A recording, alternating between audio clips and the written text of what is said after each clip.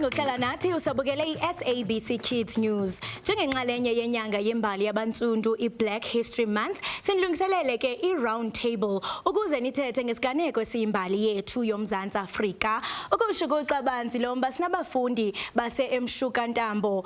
Sikhokelwe ke yi-guest presenter yethu uAmahle Ncayiya. Ni right? Ni bright? Ni ready?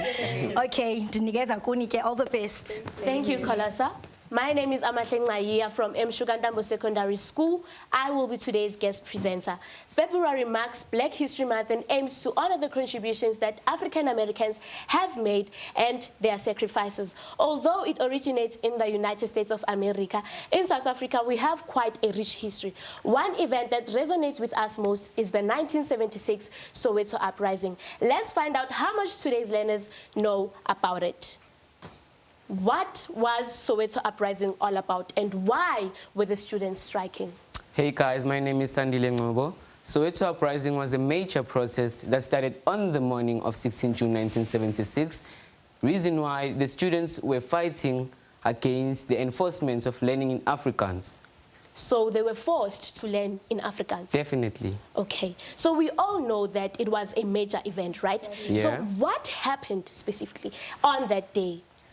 Hi, I am Ngobile Ndlela. What happened on that day is that while the children were protesting, it was supposed to be a peaceful protest, right?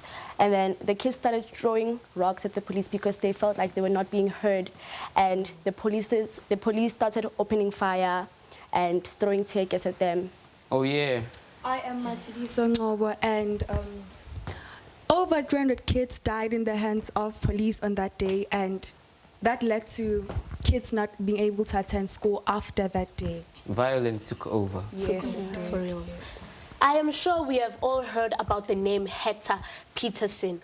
What do you know about Hector Peterson? Hector Peterson is a 12-year young boy who was shot and killed by the police during the Soweto Uprising. Okay. Until date, we celebrate his date of death on the 16th of June every year in South Africa. Okay. Unlike back then, we were forced to learn in Afrikaans, right? So if you were given a chance to take Afrikaans as a subject, would you? Hi, my name is Ncayiya. If I were given the opportunity to take Afrikaans as a subject, I would definitely take it because I'm a person who loves diversity, and the career field that I want to venture into requires me to know, languages in order to communicate with people well, so I would definitely take it on. Yeah, I agree on that because learning Afrikaans will really improve our communication skills. Definitely. Yeah. I mean, personally, I wouldn't take Afrikaans as a subject because I believe that Black people who have studied Afrikaans don't know how to read and write it. And also, Afrikaans is spoken in different accents in South Africa, and what seems correct to one group is incorrect to another. But then guys, let's remember, let's not take what happened back then, because other people used to take colonization as a reason not to learn Afrikaans because that's the language of the people that colonized us, but we live in a new life. What challenges are we facing as today's students? Give me some similarities or differences.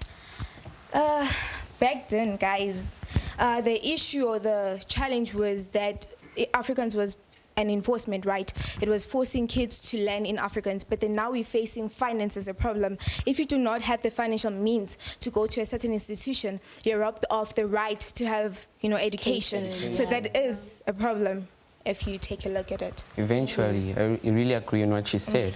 Yeah, I also agree. Yeah. Okay. Fine, I'm sure all of us have our own challenges that we are facing, right? So, if you were Angie Motshekga, the Minister of Education, what changes would you implement to try and stop the challenges you are facing or minimize the challenges you are facing? Well, I, for one, would eliminate the boundaries between private schools and public schools, and by that, no one would feel inferior nor superior to the others. So equality goes a really long way. Yeah. I would also teach life skills and implement more wages to the educators. So yeah. And to add on what Matshidiso said, I would definitely remove the financial means barrier to that limits kids to get the education that they need. And I would also, give people the opportunities that they need to the education sector. And there's a lot more change that we can do because people are limited. We are limited. We're not given the resources that we need. So that needs to change if our elements of the education. And also, if I was a Minister of Education for one day, I would actually, what can I say? I will actually supply more textbooks in public schools because public schools are facing a major problem of textbook shortage. We are limited. Well, an example, our school, that we have kids that don't have textbooks, who have shortage of textbooks, right? Definitely. Wow, wow, wow. We try. Yeah, before Khulule, I'm just going to do a quiz. So which South African movie was based on the 1976 Soweto Uprising? Wow, okay, the last one. Who captured the iconic moment of Uhector? It was Sam Nzima. Sam Nzima. Guys. Well, thank you so much. Right, bukeli wami ngoku make sive kwabanye benu abakhulele kwindawo apho kukho inkumbulo yaseSoweto. Ndibona apha eSoweto kukho abantu abadubulanayo nabantu abathengisa ama-drugs. Ndibona ukuthi bamosha iyouth yethu. Khulela apha eSoweto andiboni kusafe kuba abantu bayadudula, abanye bayadlwengula. Kunye futhi kuthengisa ne-drugs. Ubona kwami ukukhula lapha eSoweto akukho safe because amantombazana ayadlwengulwa, abantu abangotata ababulala umama and kuyadudulwana apha.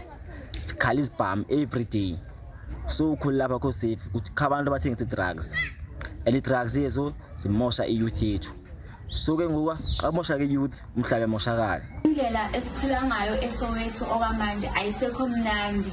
Abantu abaningi bayarecha iwes abesifazane nabantwana besikolo. Siyakidnapwa kumnyama kukhanya umuntu nje aveska kidnapwa with no reason.